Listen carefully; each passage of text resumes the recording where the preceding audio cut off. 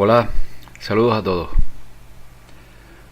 Cuando el Papa o Emperador Romano dictó las bulas donde se adjudicaron por mandato divino y sin testigos presenciales la propiedad del planeta Tierra y de cada uno de nosotros, la Roma papal, en total connivencia con Venecia, mandaba a golpe de temor de Dios en el mundo occidental conocido.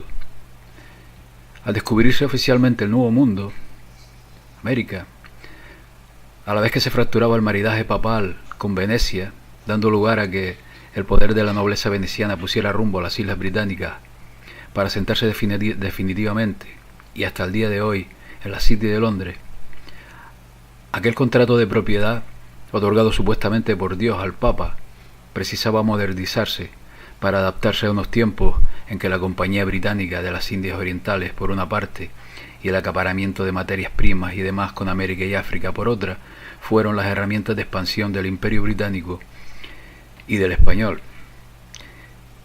Si bien ya existían en el comercio mediterráneo leyes marítimas para regular el comercio y la navegación, la nueva ley del almirantazgo marítimo incluyó una particularidad que se sostiene hasta el día de hoy, porque no solo regulaba objetos y mercancías, sino también seres humanos.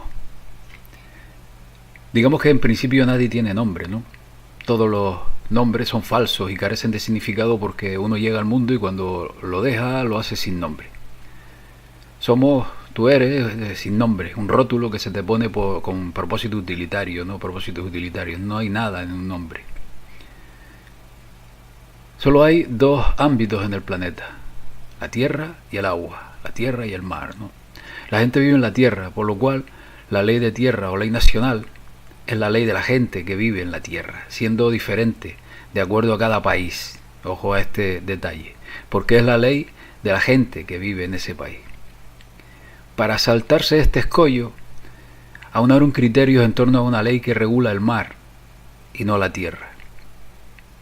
Pero la ley esta del agua es la ley del dinero, el flujo de fondos y los activos líquidos circulantes. No obstante, en la actualidad el dinero no tiene respaldo en metales preciosos, se basa en la mano de obra de los pueblos, que son la única fuente de crédito ante la deuda pública. Corona de la Tierra es un artificio milenario no incorporado mediante el cual la Tierra es reclamada por la corona a ser propiedad privada suya, también conocida como el Crown Estate, la compañía, la corona de la corporación, la Commonwealth, también conocido como dominio público y todos los demás derivados, ¿no? Aún más, la corona afirma que la tierra le fue concedida legalmente y que nunca puede enajenarse de ella. Pero uno se pregunta conseguida por quién, ¿no? El derecho romano llama a la ley del hombre ius, que de ahí viene el término ius y justicia, ¿no? Y a la ley de los dioses, fas, de donde viene la palabra fascismo. La ley de los dioses es la ley del mar, del almirantazgo, el control fascista de las corporaciones con el capitalismo del monopolio. El lenguaje jurídico es distinto y específico. Esto se ha mantenido para facilitar el control de quienes no lo entienden, pero están sujetos igualmente por contratos, tratados, constituciones o leyes a la letra impresa en ellos, ¿no? Y que los vincula de por vida a esa jerga incomprensible por estar cargada de tecnicismo. Desde que nacemos o rompemos aguas, tenemos un certificado de nacimiento, al igual que los barcos que navegan llevando productos y atracan cargados de bienes en un muelle, por lo que todas las embarcaciones, por ley, deben ser hembras, debido a que es ella la que genera el producto. Así es que todo lo que salga de una nave debe tener un certificado de manifiesto.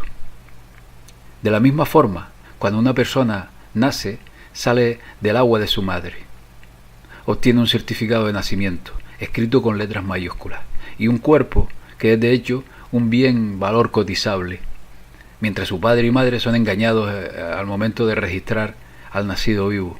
El nuevo artículo de dos corporaciones. Todo lo que éstas produzcan es de quien otorga el certificado de negocio para crear el producto. Para el caso, un recurso humano. Las leyes que existen hoy en día tienen su origen en el derecho del mar, que es una rama del derecho internacional que define las obligaciones y los espacios marítimos de los estados, aunque solo se aplica a quien acepta someterse a ella. Ojo a este detalle. Bien, pues esa ley, que fue creada para gobernar corporaciones y navíos, nos ha sido impuesta para gobernar sociedades, que como lo hicieron con una simple distorsión del lenguaje, ha sido suficiente para hacer creer a todo el mundo que esta ley alternativa marítima se aplica para la gente sobre la ley civil, ¿no? Esta ley del mar fue originalmente creada para controlar navíos que atracaban en el extranjero en busca de recursos y productos para importar y exportar, adaptada para los asuntos financieros y mercantiles, pero no los civiles. Esta ley solo se aplica a quien acepte someterse a ella. La definición de ley marítima de comercio la explica como una ley privada internacional que gobierna las relaciones entre las entidades privadas que comercian en los océanos. Pero a través de la manipulación sagaz del lenguaje, una forma de ley que fue creada para gobernar corporaciones, negocios y navíos, ha sido impuesta para prevalecer como tal sobre las personas naturales. Cuando un producto sale de un barco y es llevado a tierra extranjera, esa nación toma custodia de dicho producto y lo reconoce como con un certificado que constata la fecha de ingreso o nacimiento del producto en la nación respectiva. Un certificado es definido como un documento que establece una declaración de propiedad. Y es entonces la pregunta que surge: ¿por qué los seres humanos necesitan un certificado de nacimiento? Pues porque son propiedad del país donde nace, que lo usa como valor de intercambio internacional. Por tanto, cada persona con un certificado de nacimiento es definida como una propiedad, un simple recibo legal. Y todo lo que por ley hace son negocios bajo una licencia específica. Por ejemplo, cuando contrae matrimonio con alguien, es una corporación haciendo negocios con otra corporación y obtienen un certificado de matrimonio o licencia de negocio. Es cuando del niño nacido vivo crean una segunda entidad que llaman persona, con un padre y una madre que actúan como socios de un matrimonio o unión libre, que en realidad han concebido un personaje que detenta un título de propiedad o partida de nacimiento, que se registra en letras mayúsculas para dominio público a favor de una corporación marítima, y así el Estado se apodera del personaje, por lo menos hasta que cumpla la mayoría de edad, cuando el individuo afectado puede reclamar para sí su doble tú. Este legalismo, digno de un libro de magia, ¿no?, se inicia con otra faceta, por ejemplo, en los Estados Unidos, cuando en marzo de 1933 se declaró en bancarrota y comenzó a aceptar los préstamos de la Reserva Federal, una corporación privada afiliada al gobierno. El país, sin dinero para pagar los préstamos, empezaba a usar a sus ciudadanos como un valor negociable en garantía de respaldo. Ello quita a la persona sus derechos naturales inalienables y en cambio pasa a tener privilegios, deberes y beneficios. O sea, un esclavo en toda regla que pertenece al Estado. Esta ley alternativa marítima trucó el sentido de la palabra persona, de ser una persona natural a convertirse en una corporación, de corp, que en inglés significa cadáver. Los impuestos, un permiso de circulación, de trabajo, de residencia, para establecer un negocio, de construcción, un certificado de nacimiento o matrimonio, multas de tráfico, seguros y otras formas de documentación que una vez se creyó eran absolutamente necesarias, solo se aplican a la persona, si entendida como corporación o persona jurídica. Cuando una persona firma cualquier documento legal, está cediendo indirectamente los derechos de nacimiento citados en la Constitución, y la persona se convierte en una corporación que se crea con el mismo nombre que la persona natural. La única manera para distinguir el nombre natural del nombre corporativo es diferenciarlo mediante el uso de letras mayúsculas o minúsculas, ya que el nombre corporativo siempre estará en letras mayúsculas. Esto se conoce como capitis diminutio maxima, que en derecho romano refiere la pérdida o disminución de derechos, sea la libertad, la ciudadanía o la capacidad civil. Bajo tal concepto, la libertad se obtiene como permiso condicionado por un superior, lo que no otorga liberación. Una persona puede tener libertad pero no liberación. La libertad requiere pedir permiso, obtener un pase o una licencia, que es un acuerdo dentro de la ley de quien lo emite. Por eso es que hay policías para respaldar la política de los políticos, que a su vez trabajan para los amos de las corporaciones.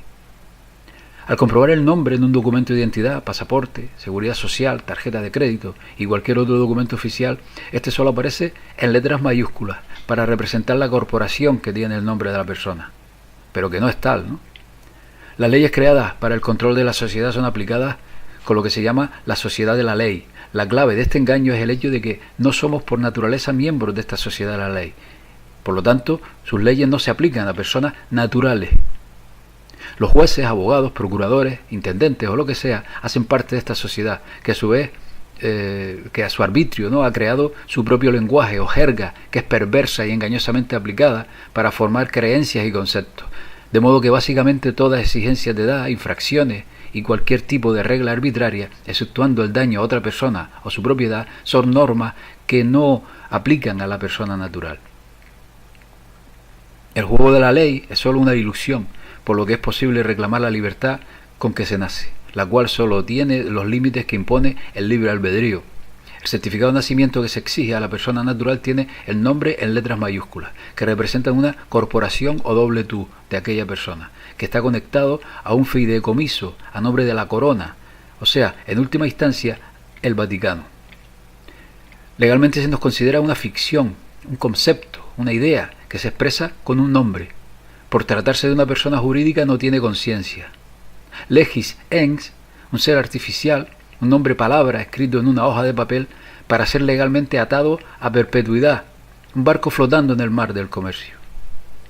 La única salida para la persona natural es recuperar su entidad muerta, o corp, que significa cadáver en inglés, y que la corona creó, convertida en el fiduciario del fideicomiso, qui tu ses, y darse de baja de la ley marítima de comercio que la tiene en custodia.